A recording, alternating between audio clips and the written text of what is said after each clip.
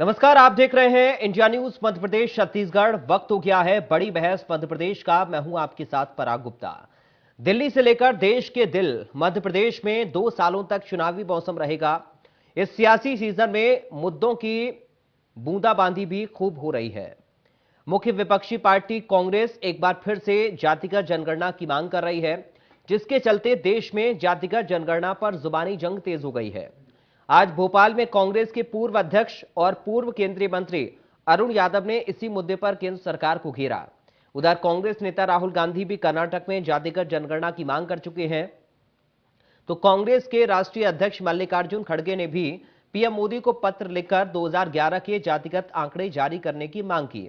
जबकि राहुल गांधी का कहना है कि जितनी आबादी उतना हक। साथ ही कांग्रेस ने ओबीसी और दलित कार्ड खेल दिया। आरक्षण की 50% लिमिट को भी खत्म करने की बात कही है। ऐसे में 2024 के लिए जातिगत जनगणना सबसे बड़ा मुद्दा हो सकता है। बीजेपी को इस मुद्दे पर विपक्षी दल अपने सियासी चक्रव्यूह में फंसाने की कोशिश करेंगे, जबकि केंद्र की बीजेपी सरकार जातीय जनगणना कराने को लेकर रजामंद नहीं है। बड़ी बहस की मुख्य वजह है कि जातिगत जनगणना को लेकर सियासत तेज हो चुकी है। भोपाल में अरुण यादव और पूर्व मंत्री कमलेश्वर पटेल ने प्रेस कॉन्फ्रेंस करके केंद्र और बीजेपी सरकार पर जमकर जुबानी प्रहार किया। तो वहीं बीजेपी ने कांग्रेस पर झूठ बोलने का आरोप लगाया है। बड़ी बहस में चर्चा करेंगे, उसके पहले ये बयान सुन लीजिए। अगर सबको भागीदार बनाना है, सबको इस देश की प्रगति में शामिल करना है, तो यह तो मालूम होना चाहिए कि कौन कितने हैं। मोदी जी का सेंसस का डेटा आप रिलीज कीजिए, देश की जनता को पता लग जाए देश में ओबीसी कितने हैं, दलित कितने हैं, आदिवासी कितने हैं। और अगर आप ये काम नहीं करेंगे तो ये ओबीसी पर अपमान है। तो आप प्रधानमंत्री जी से पूछना चाहते हैं, अमित शाह जी जो आजकल हमारे गृह मंत्री हैं, कि आपने 9 साल की आपकी सरकार देश में हो गई है, पिछड़ों के लिए आपने क्या किया हम जानना चाहते हैं। जो हमने किया था 2012-13 में, उससे भी आप रोक लगाए बैठे। तो मेहरबानी करके जो जातिगत जनगणना की आधारशिला जिसकी शुरुआत माननीय सोनिया गांधी जी, राहुल जी और हमारी सरकार मनमोहन सरकार ने शुरू की थी, उसके आंकड़े रिलीज करने में आपको क्या समस्या है? दूसरा, जो 50% आरक्षण का कैप आपने पिछड़ों को लगा रखा है, उसको समाप्त करने में आपको क्या रुचि है? 2011 का जो कांग्रेस सरकार के टाइम में सर्वे जाति जनगणना जो कराया था, जिसको भारतीय जनता पार्टी की सरकार बनने के बाद उस रिपोर्ट को पब्लिश नहीं किया है, उसको तत्काल पब्लिश करें। सबसे पहले हम सब की पूरे पिछड़ा वर्ग, अनुसूचित जाति, जनजाति और हम समझते हैं कि सभी वर्ग की ये डिमांड है कि हमारे देश में किस वर्ग की कितनी आबादी है, ये जानना हम सबका अधिकार है। दूसरा, देखो, कांग्रेस के पास झूठ बोलने और समाज को बरगलाने के अलावा कोई काम नहीं है। 6 दशक तक कांग्रेस सरकार में रही, किसने रोका था जातिगत जनगणना कराने से? क्यों नहीं कराई? इस सवाल का क्या जवाब है? कुल मिलाके अनरेस्ट पैदा करना, समाज के भीतर भेदभाव पैदा करना, समाज में जो है खाई डालना, यही कांग्रेस का काम है। अगर जातिगत जनगणना करानी है या नहीं करानी है, इस पर सभी समाजों को, सभी समाज के जिम्मेदार लोगों को, राजनीतिक दलों को बैठ के चर्चा करनी चाहिए। इसके नफा क्या है, नुकसान क्या है। लेकिन कांग्रेस की आदत क्या है? शिगुफा छोड़ना, समाज में विद्वेष पैदा करना, ये उसकी आदत बन गई है। लेकिन समाज में अब इसका कोई फर्क नहीं पड़ता। कांग्रेस की काठ की आंधी चढ़ चुकी है, समाप्त हो चुकी है। सॉरी।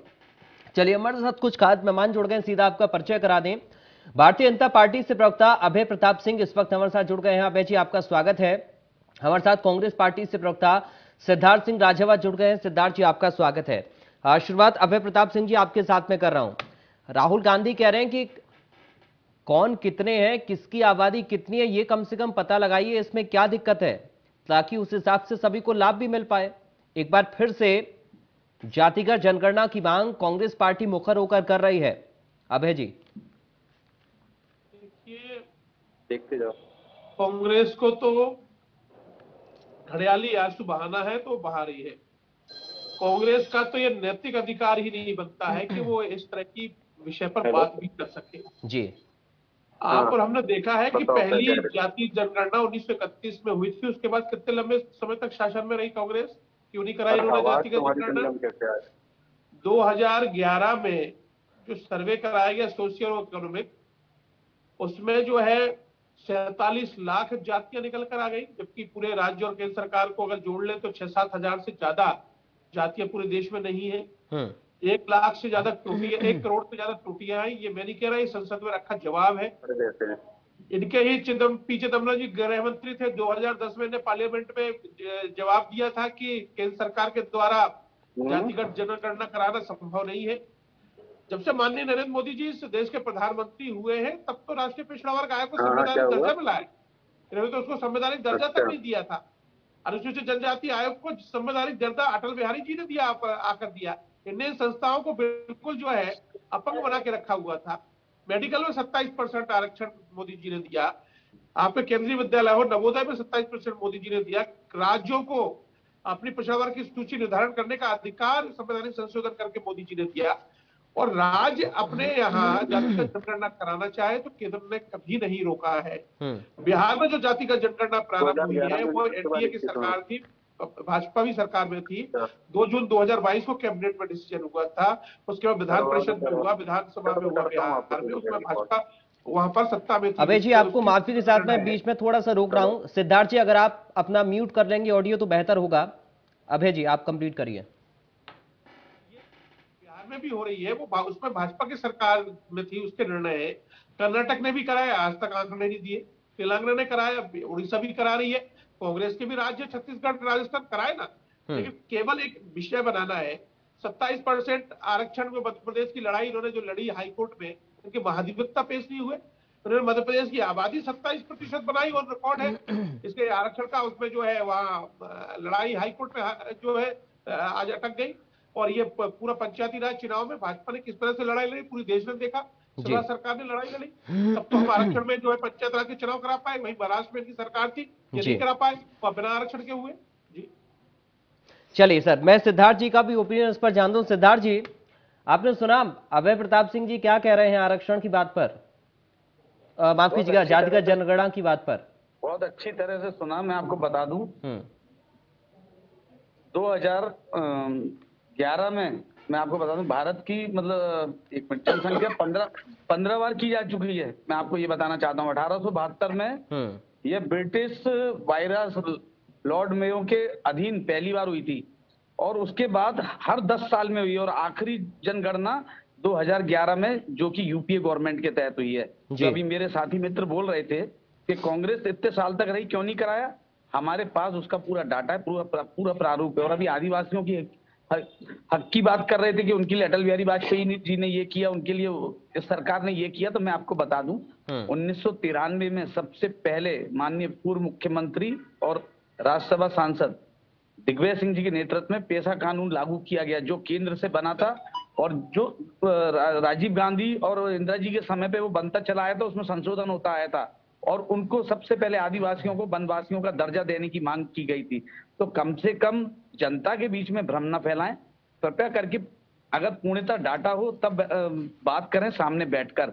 मैं इनको पूरा डाटा उपलब्ध करा सकता हूं 1857 से लगा के अभी तक का, और मेरे पास पूरा रिकॉर्ड है उसका। मैं आप चाहेंगे तो मैं आपको भी मेल कर दूंगा, तो आप कृपया करके हमारे भाई को ये पूरा मेल पहुंचाया जाए तो कम से कम ये कौन सिद्धार्थ जी आप कौन से डाटा की बात कर रहे हैं? जनगणना की ये बोल रहे हैं। जनगणना कांग्रेस के समय पे कभी हुई नहीं। तो मैं इनको ये बताना चाह रहा हूँ कि 1857 में पहली बार हुई थी वाइस लॉर्ड के अंडर में। उसके बाद जब देश आजाद हुआ उसके बाद से कांग्रेस ने हर 10 साल में जनगणना की है और जातिगत पूरे समीकरण निकाल के उसका मैंने जनगणना पे नहीं बोला है जी, मैंने ये बोला है जातिगत जनगणना 1931 में की गई थी अंतिम बार। उसके बाद कांग्रेस ने इतनी जनगणना हुई, जातिगत जनगणना क्यों नहीं कराई? सिद्धार्थ जी जी, अभय जी कह रहे हैं कि आपने जातिगत जनगणना क्यों नहीं कराई? देखिए आज आवश्यकता पड़ रही है इस चीज की। इससे पूर्व क्या जनसंख्या इतना विस्फोटक रूप ले चुकी थी क्या? या उस समय पे इतनी सांप्रदायिकता थी आज क्या? आप आज आवश्यकता क्यों पड़ रही है, इसके पीछे की वजह क्या है? देखिए, आज कहीं ना कहीं जो दलित, वंचित, ओबीसी जो वर्ग है, आज उनके संग कहीं ना कहीं उनके संग अन्याय हो रहा है, उनके संग कहीं ना कहीं जातियां हो रही हैं, तो उनको भी समानता का अधिकार, समानता का हक, सबको एक समान मिलने के लिए उनको उनका हक मिला है। आप देखिए, जिस समय सामंतवाद था, किस प्रकार से उनके ऊपर अत्याचार हुए, किस आज फिर पुनः वही चीज चालू हो गई है। आप देखिए, आदिवासी दलित उत्पीड़न में नंबर 1 है, एनसीआरबी की रिपोर्ट है, ये मेरी नहीं है, केंद्र की रिपोर्ट है। तो उसके आधार पे उनको उनका हक मिलना चाहिए और कम से कम उनको मुख्य धारा में लाके और उनका हक मिले और उस पर जनगणना हो, क्या बुराई? एक 2011 के जातिगत आंकड़े आप लोग जारी करने की मांग कर रहे हैं, इसके पीछे की वजह क्या है सिद्धार्थ जी?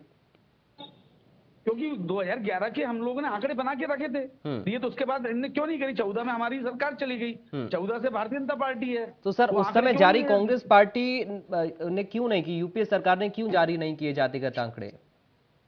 देखिए, 2011 का जिस समय पे जनगणना यूपीए गवर्नमेंट ने कराई थी और उस पे पूरा, उसमें आपको भी मालूम है जनगणना होता है, जनगणना के बाद उसका पूरा डाटा बनता है, उसका बड़ा उसमें कार्यकाल में समय भी लगता है और उसके तत्पश्चात चुनाव आचार संहिता लग गई, चुनाव आ गए, चुनाव में यूपीए गवर्नमेंट चली गई। अगर हमें वक्त मिलता, अगर पुनः सरकार आती तो वो भी पेश किया जाता। चलिए अभय जी, अब 2011 के जो आंकड़े, जो जनगणना हुई उसके जातिगत आंकड़े पेश करने की मांग कांग्रेस पार्टी कर रही है और कह रहे हैं कि अब भी आप कराइए इसको, तो आप जारी करिए और अभी कराइए।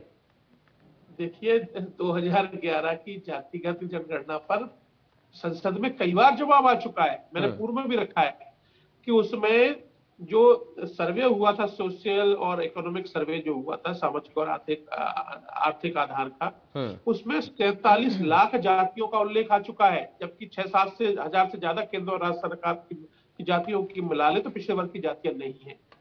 उसमें 1 करोड़ त्रुटियां बताई गई है, जो सर्वे आया है उसके ऑन रिकॉर्ड है, ये जो संसद के फ्लोर पर रखा गया है।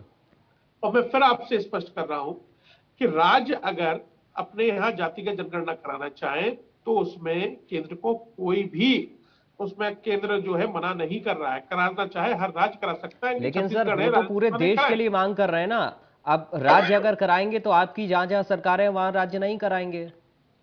देखिए, जब देश में एक साथ जनगणना की बात आती है तो ये बहुत बड़ी जटिल एक प्रक्रिया है, इसमें बहुत सावधानी बरतने की आवश्यकता है। वही मैंने आपसे कहा कि 2011 के जब सर्वे में 47 लाख जातियों का उल्लेख आ गया, जो 6-7 हजार से ज्यादा नहीं है, उसके बाद 1 करोड़ त्रुटियां आ गई, तो वो कितना बड़ा व्यापक डाटा के लिए कितनी सावधानियां और कितना समय और क्या क्या इसमें अपनाए जाने की आवश्यकता है, केंद्र सरकार इस पर मंथन कर रही होगी।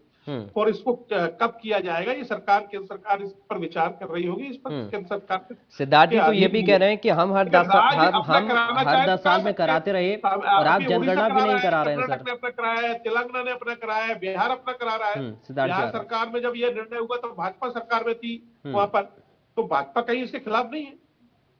चलिए सिद्धार्थ जी कुछ जवाब देना चाह रहे हैं, बोलिए सर। कह रहे हैं कि अभय जी कह रहे हैं कि राज्य करा ले, हमें कोई आपत्ति नहीं है। देखिए, 1951 के बाद सभी जनगणनाएं 1948 की जनगणना अधिनियम के तहत कराई गई। आज उसी के तहत आप देखिए, उसके अंदर 1948 की जो जनगणना हुई थी और 49 में जो हुई थी, 49 ये जनगणना भारत सरकार के गृह मंत्रालय के अंडर में उसके अधीन कर दिया था और गृह मंत्रालय में भी उसमें विशेष रूप से महारजिस्ट्रार नियुक्त किया गया था। जब महारजिस्ट्रार नियुक्त किया गया है, आज वो उसको संवैधानिक अधिकार हैं, तो आप उसके तहत 2011 की रिपोर्ट उसके समक्ष उसको पेश क्यों नहीं कर रहे हैं? पहली बात तो कांग्रेस ये पूछ रही है। और रही बात आप जो बोल रहे हैं कि ये राज्यों के हिसाब से जनगणना की जाए, तो क्या आप आज भी वही जो पुराने सामंतवाद चलता था, जो 562 रियासतों को एक किया गया है, कि आप फिर पुनः इस भारत को खंडित करके अलग अलग जो अखंड भारत बना था उसको फिर खंडित करके अलग अलग स्टेटों में बांटना चाह रहे हैं? अरे जनगणना तो पूरे संपूर्ण हिंदुस्तान की, पूरे भारत की होती है। आप अलग राज्यों में इसको क्यों बांटना चाह रहे हैं? क्या फिर से पुनः वही राजा महाराजा सामंतवाद लाना चाह रहे हैं क्या? अभय जी देखिए, वही जो मैं आपसे पूछ रहा था, सिद्धार्थ जी कह रहे हैं कि पूरे देश में वो चाहते हैं, अलग अलग राज्य क्यों करें सर? देखिए, जनगणना विषय केंद्र का ही है और केंद्र ही करेगा, लेकिन जातिगत जनगणना का जो विषय आ रहा है वो राज्य अपना अपना कर ले, ऐसा मैंने कहा है। इसमें केंद्र को भी कोई जो है, इसमें केंद्र भी राजी है।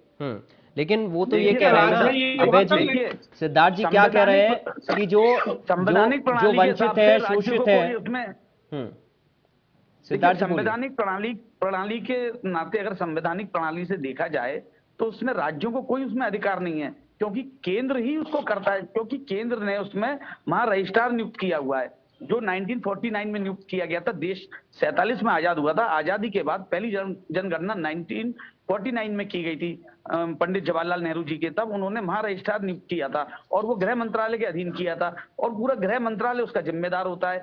तो जब गृह मंत्रालय केंद्र उसमें जिम्मेदार है तो उसको राज्यों के ऊपर आप क्यों थोप रहे हैं? लेकिन आपको ऐसा क्यों लग रहा है सिद्धार्थ जी कि इसकी जरूरत इसलिए आन पड़ी है कि अभी भी कुछ शोषित और वंचित वर्ग ऐसा जिसको सुविधाएं नहीं मिल पा रही हैं? सबका साथ सबका विकास की बात तो सरकार कर रही है। अभी मैं आपको लेटेस्ट आंकड़े देता हूं, एनसीआरबी की रिपोर्ट है। आदिवासी और दलित महिलाओं पे अत्याचार में हिंदुस्तान नंबर 1 हो गया है। आदिवासियों के जो आदिम जाति कल्याण विभाग बने थे वो आधे से ज्यादा हिंदुस्तान से खत्म कर दिए गए हैं। तो ये क्या है? आप देखिए आंगनबाड़ियां जो जिससे गरीबों को, आदिवासियों को, दलितों को, ओबीसी को जिससे राहत मिलती थी उनको बिल्कुल खत्म कर दिया गया है। और जो विद्यालय जिनमें आप केंद्र से जो राशि आती थी 60% आदिम जाति कल्याण विभाग की, वो बंद कर दी गई है। और उसी का कारण है कि ये आज राज्यों पे थोपा जा रहा है और राज्य अपनी जो जनगणना करके देगी वो अपने हिसाब से करके देगी। लेकिन आपको नहीं लगता कि अगर ये किया जाता है तो उससे और ज्यादा अनाचार की स्थिति पैदा हो सकती है? क्यों पैदा हो सकती है, मैं पूछना चाहता हूं। मैं अभय प्रताप जी से पूछना चाहता हूं, क्यों होगी आप बताइए। अगर जिसको जो हक मिल रहा है इतने सालों से मिल रहा है, जो संवैधानिक उनका हक है, जो दायित्व है, उसको उसमें कटौती क्यों हो रही है? और या हम एक जातिगत अगर जनगणना की बात कर रहे हैं तो उसमें परहेज क्या है, मैं ये पूछना चाहता हूं। नहीं, मेरा सवाल इस संदर्भ में सर है कि हम जहां आधुनिकता के दौर में आगे बढ़ रहे हैं, सारी चीजें सब सम्मिलित हो रही हैं, आगे बढ़ रही हैं, हम फिर से जातियों में बांटने की कोशिश कर रहे हैं लोगों को। इसकी शुरुआत किसने करी, मैं ये पूछना चाहता हूं। तो सर इसको हम दोबारा से क्यों लाए हैं? जातिगत समीकरणों की शुरुआत किसने करी है? भारतीय जनता पार्टी ने की हमेशा। इन्होंने दलित, आपने देखा होगा, तो उसको आगे बढ़ाने का काम, उसको आगे बढ़ाने का काम तो आप कर रहे हैं ना अब। नहीं, बाबा साहब अम्बेडकर के नेतृत्व में हम लोगों ने किया। वंचित, दलित, आदिवासी, वनवासियों को हमने उनका हक दिया, उनको वन का अधिकार दिया। किसने दिया? कांग्रेस ने दिया। आज उससे उनको वंचित रखा जा रहा है। आज फिर ना फिर, आज गुरु गोलवलकर की किताब में साफ साफ लिखा है, और वो गुरु गोलवलकर की किताब के जो लेख है उस पर चलते हुए भारतीय जनता पार्टी आज दलित, आदिवासी, और वनवासियों को और ओबीसी को आज कहीं ना कहीं फिर वही सामंतवाद के कटघरे में खड़ा करना चाह रही है, फिर सामंतवाद लागू करना चाह रही है। कहीं ना कहीं उनके जो हक कांग्रेस ने इतने सालों से उनको दिए, बाबा साहब अम्बेडकर, हमारे स्वर्गीय पंडित जवाहरलाल नेहरू जी, गृह मंत्री हमारे वल्लभ भाई पटेल जी, उन्होंने एक जो संविधान की एक जो रचना की थी, एक जो अखंड भारत बनाया था, आज कहीं ना कहीं उनके हकों की जो सुरक्षा की थी, आज कहीं ना कहीं वो सुरक्षा को, उसकी सुरक्षा चक्र को भेदा जा रहा है। अभय प्रताप सिंह जी, आपने कहा कि ये एक जटिल प्रणाली है, इसमें थोड़ा समय लगेगा, आपकी बात ठीक है, लेकिन इसके लिए क्या कोई विचार अब सरकार कर रही है केंद्र की? आगे आने वाले वक्त में क्या इस तरह की कोई तस्वीर हम देख सकते हैं बनती हुई देश के अंदर? देखिए, भारतीय जनता पार्टी हमेशा से पिछड़ा वर्ग के साथ खड़ी हुई है। उसने प्रधानमंत्री से लेकर मध्य प्रदेश में 3 मुख्यमंत्री इसी वर्ग से दिए हैं। आज वर्तमान में हमारे प्रधानमंत्री माननीय मोदी जी इसी वर्ग से हैं। मैंने आपको पहले ही बताया कि मध्य प्रदेश ने अभी जो अपना 2023-24 का बजट प्रस्तुत किया है, उसको 350 करोड़ बजट पिछड़े वर्ग कल्याण का बढ़ाया है। तो भारतीय जनता पार्टी पिछड़ा वर्ग के लिए हमेशा से जो है काम करती आई है। अभी 27% पंचायती राज आरक्षण का कैसे सुप्रीम कोर्ट में लड़ाई लड़कर पहला राज्य मध्य प्रदेश बना जिसने ओबीसी आरक्षण के साथ चुनाव कराया। महाराष्ट्र में ये नहीं करा पाए। मैं भारतीय जनता पार्टी लगातार सिद्धार्थ जी आ रहा हूं, पिछड़े वर्ग के साथ खड़ी है। जो पिछड़े वर्ग के लिए हो सकता है उसको करने का हमेशा से प्रयास करती है। और अम्बेडकर जी का नाम ले रहे थे, ये बाबा साहब का बाबा साहब ने संसद में नहीं पहुंचने दिया।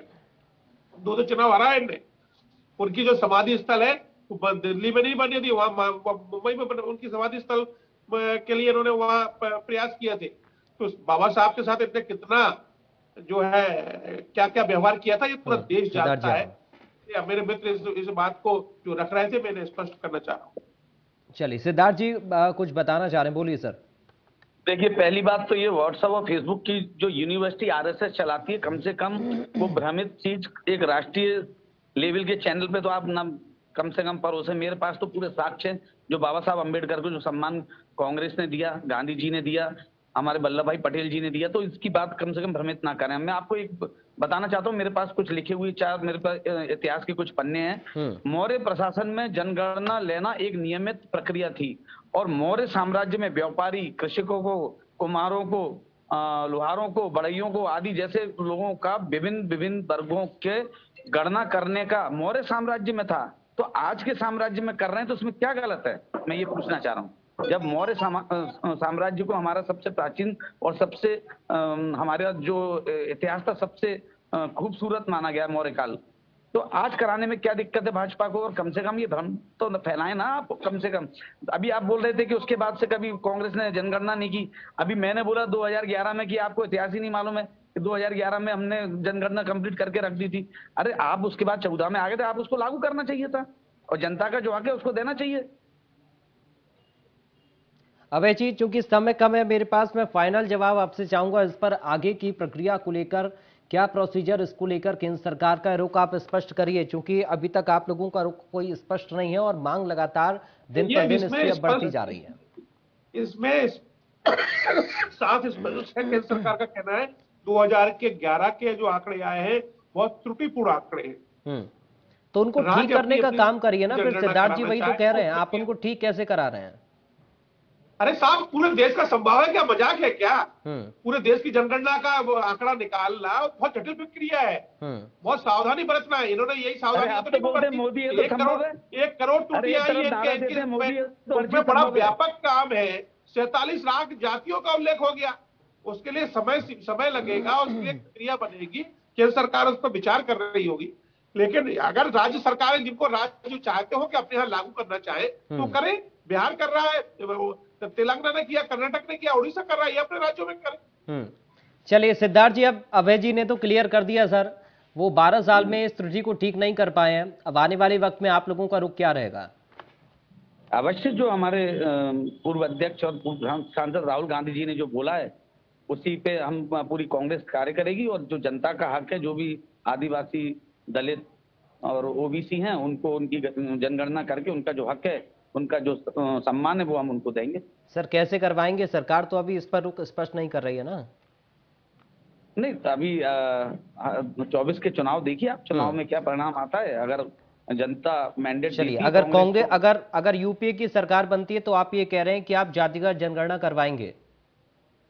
अवश्य करवाएंगे। चलिए सर, बहुत शुक्रिया आप दोनों का। अभय जी आपका बहुत शुक्रिया, सिद्धार्थ जी आपका बहुत शुक्रिया आज की चर्चा का हिस्सा बनने के लिए।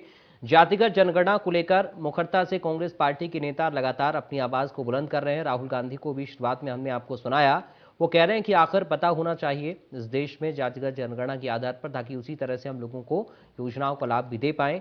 आगे आने वाले वक्त में क्या तस्वीर इसको लेकर बनती है, इस मुद्दे को लेकर किस तरह की चर्चाएं और आगे होती हैं, इस पर देखना होगा, गौर करना होगा। फिलहाल अभी के लिए हमें दीजिए इजाजत, आप बने रहिए।